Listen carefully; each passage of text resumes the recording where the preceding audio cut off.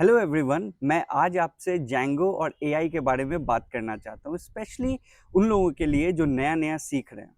जब हम लोग नया-नया सीख रहे होते हैं और हमें मालूम पड़ता है कि चैट जीपीटी, जेमिनी या फिर ग्रोक से हम सारे कोड को जनरेट कर सकते हैं और उसको यूज़ करके नया एप्लीकेशन बना सकते हैं। तो हमारे अंदर एक क्यूरियोसिटी आ जाती है कि जो कुछ भी कर रहे हैं, क्यों ना उसी से जनरेट करा लें। हमें लगता है कि उससे जनरेट करा लेंगे तो हम फास्ट हो जाएँगे, इनफैक्ट अपनी जगह पे सारे कोड लिखवा करके सारा काम निकाल लेंगे।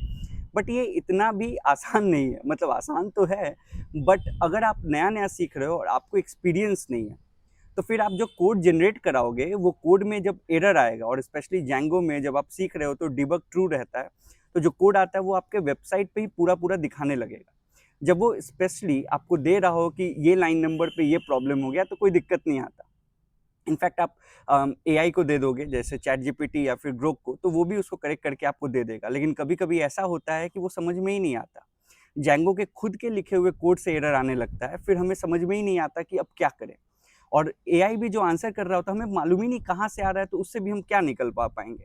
और कभी-कभी ऐसा भी होता है कि उसके सॉल्यूशन को ही हम डालते हैं और उससे फिर एक नया प्रॉब्लम आने लगता है जिसका फिक्स हमें नहीं मालूम। इसलिए आप जब सीख रहे हो, नया-नया सीख रहे हो स्पेशली जेंगो को, तो थोड़ा प्रैक्टिस करो।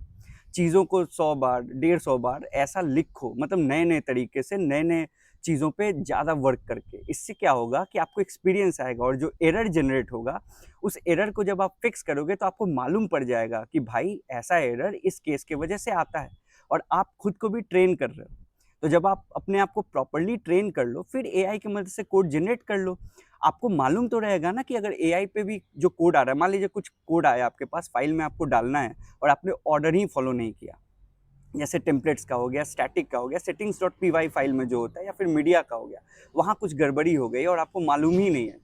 एआई तो आपको कोड दे देगा, आप उसको कॉपी पेस्ट भी कर लोगे, लेकिन जो ऑर्डर फॉलो अप करना है कि टेम्पलेट्स फ़ोल्डर के अंदर में ही जो फाइलें होनी चाहिए, आपने नहीं फॉलो किया, तो उसकी वजह से बहुत सारे एरर आते हैं।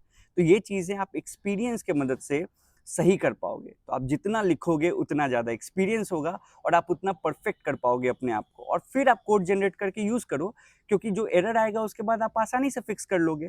तो आप इन चीज़ों पे ध्यान दो, ज़्यादा प्रैक्टिस करो, स्टार्टिंग में स्किल बढ़िया करो और फिर एआई टूल है, बस इस बात को आप ध्यान रखो। उस टूल की मदद से आप एप्लीकेशन बनाना फास्ट कर सकते हो।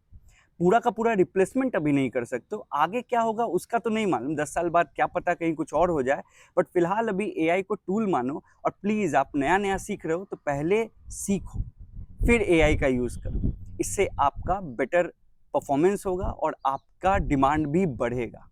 बस आज के वीडियो में इतना ही।